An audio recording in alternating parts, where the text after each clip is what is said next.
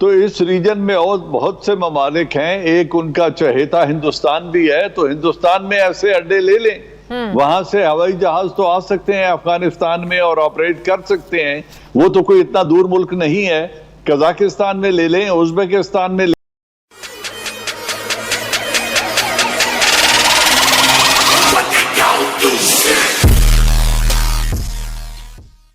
سالوں کی جنگ کے بعد امریکی افواج اب افغانستان چھوڑنے کی تیاری کر رہی ہیں۔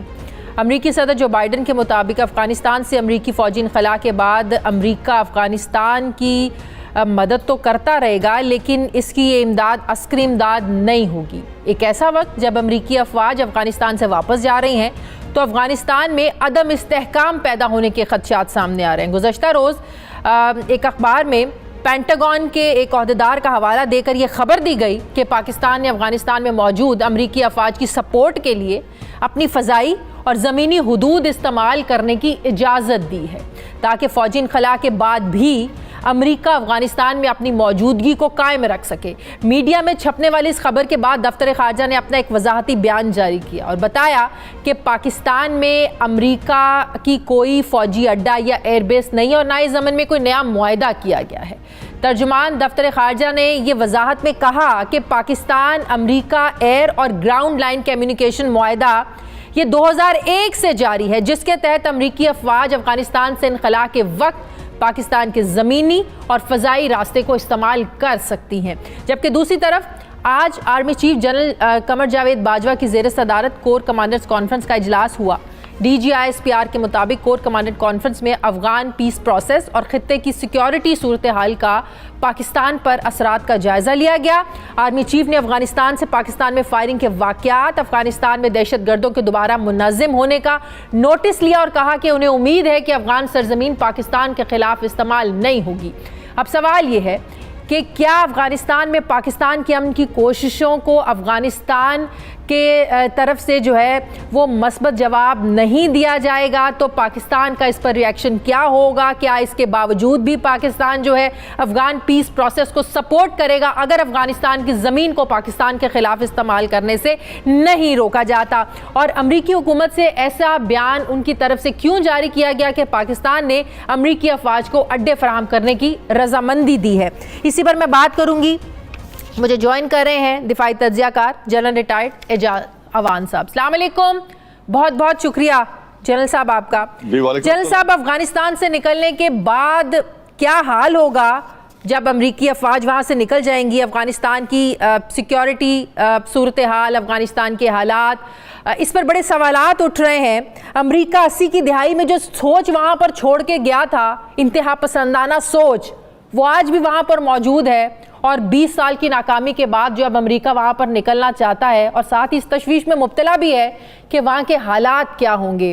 یہ جو امریکی میڈیا سے جو خبر باہر نکالی گئی ہے کہ پاکستان میں پاکستان اپنے زمینی اور جو ہوائی اڈے دے گا امریکہ کو افغانستان کے خلاف استعمال کرنے کے لیے، وہاں کے طالبان کے خلاف استعمال کرنے کے لیے، آپ کو لگتا ہے یہ کوئی پروپیگنڈا ہے؟ جب آلریڈی معاہدہ موجود ہے تو کیا کوئی نئے معاہدے کی تجدید کی گئی ہے؟ اگر ایسی بات نہیں ہے تو امریکی میڈیا کے ذریعے یہ بات کیوں باہر لائی گئی؟ Thank you Shazia. دیکھیں، پہلی بات یہ ہے کہ اس کا جو کانٹینٹ ہے خبر کا، پہلے میں اس پہ بات کر لیتا ہوں۔ انہوں نے کہا افغانستان میں موجود امریکن فوجوں کی مدد کے لیے، تو یہ تو اس وقت موجود ہیں اور ان کی مدد کے لیے یقیناً وہ یہاں سے ہمارے لینڈ روٹس استعمال کرتے رہے ہیں اس پرانے معاہدے کے مطابق۔ اب جو وہاں فورسز موجود ہیں ان کا بہت ہیوی ایکوپمنٹ ہے جو انہوں نے واپس لے کر جانا ہے، اور کچھ ایسا ہے جس کو وہ تباہ کر رہے ہیں۔ وہ جو انہوں نے زیر زمین اپنے اڈے اور بیسز بنائے ہوئے تھے ان کو وہ ایکسپلوسیو لگا کر تباہ کر رہے ہیں تاکہ وہ بعد میں طالبان کے یا ان جو فورسز ہیں ان کے ہتھے نہ لگیں۔ تو ایک تو یہ ان کی ضرورت ہے یہاں سے نکلنے کے لیے، لیکن 9/11 کے بعد جب ان کا انخلا کمپلیٹ ہو جائے گا تو اس کے بعد کسی قسم کا کوئی ہوائی زمینی رابطہ یا ایئر بیسز حکومت بہت شور ہے کہ ان کو پرووائیڈ نہیں کیے جائیں گے۔ عمران خان نے اس معاہدے کی پہلے بھی مخالفت کی تھی جب پریزیڈنٹ مشرف نے یہ معاہدہ کیا، پھر انہوں نے ڈرون سٹرائکس کے خلاف بڑے جلوس بھی نکالے اور اسی طرح وہ اس جنگ کی مخالفت کرتے رہے ہیں. تو اب یہ سمجھ میں بات نہیں آ سکتی کہ امریکہ لیکن یہ بھی تو دوسری طرف ایک حقیقت ہے، دوبارہ تعاون کرے گا. یہ بھی تو ایک حقیقت ہے کہ امریکہ اس ریجن کو، اس خطے کو چھوڑنا نہیں چاہتا. چائنا کی وجہ سے، رشیا کی وجہ سے اپنی ایک گرپ، اپنا ایک ہولڈ اس خطے پر رکھنا چاہتا ہے، جس کی وجہ سے یہ پروپیگنڈا بھی کیا جا رہا ہے اور اس طرح کا کوئی راستہ بھی نکالنے کی امریکہ کوشش کر رہا ہے.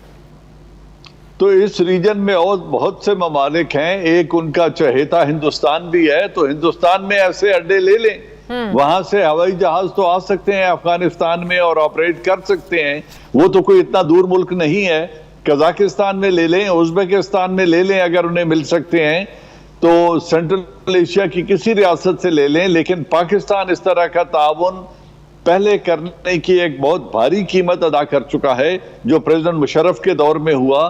اب کی جمہوری حکومت آئی ایم شور کہ پہلی بات ہے وہ اس طرح کا تعاون کرے گی نہیں. اگرچہ ہماری تاریخ بہت گندی ہے، سول اینڈ ملٹری لیڈرشپ نے ہمیشہ امریکہ کی خوشنودی کے لیے یہی میں اگلا سوال آپ سے کرنا چاہ رہی تھی کہ اپوزیشن میں رہتے ہوئے ہمارے خیالات بھی اور ہوتے ہیں، ہماری سوچ بھی اور ہوتی ہے، کیونکہ ہم نے عوام کی سوچ کو اپنے ظاہر حق میں کرنا ہوتا ہے، اپنے ووٹ کو مضبوط کرنا ہوتا ہے. لیکن جیسے ہی ہم نے اپنی یہ ہسٹری ہم نے اپنی دیکھی ہے، جیسے ہی جماعتیں اقتدار میں آتی ہیں، اپنی سوچ، اپنے رویے، اپنی پالیسیز کو بدل دیتی ہیں اپنے مفاد میں. میں سمجھتا ہوں عمران خان باقی روایتی سیاستدانوں سے بہت مختلف ہے. عمران خان اس مسئلے میں کوئی تعاون نہیں کرے گا جب تک پاکستان کی پارلیمنٹ کو اعتماد میں نہیں لیتا، جب تک آرم فورسز کی لیڈرشپ کو اعتماد میں نہیں لیتے.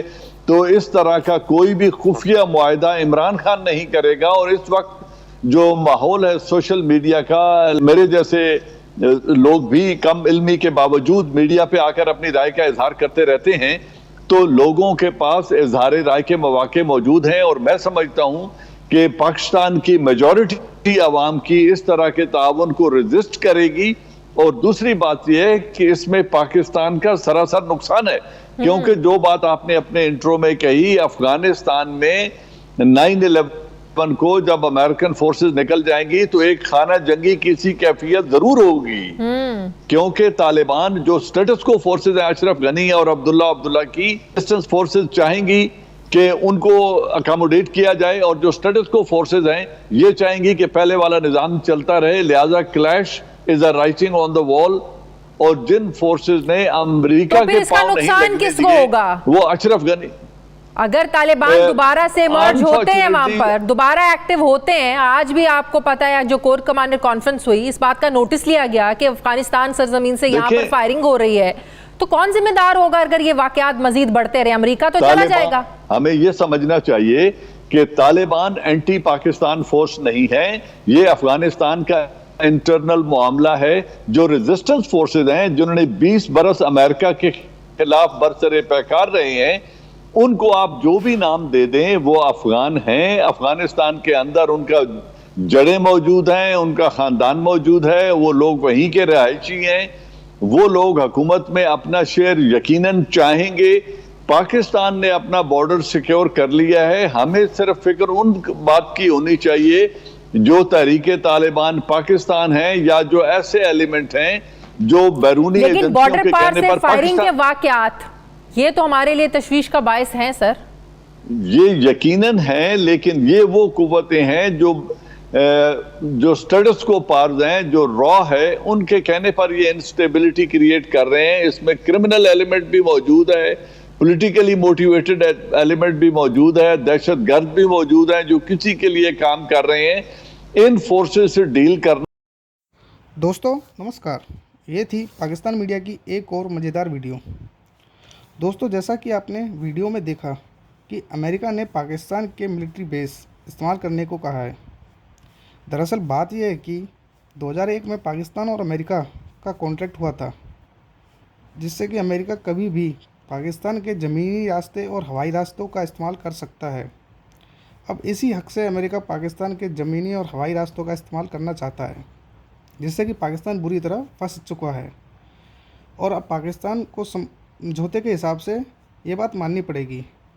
اتنا ہی، ویڈیو اچھی لگے تو لائک کرنا، شیئر کرنا، کمنٹ کرنا اور چینل کو سبسکرائب کرنا نہ بھولیں۔ دھنیہ واد۔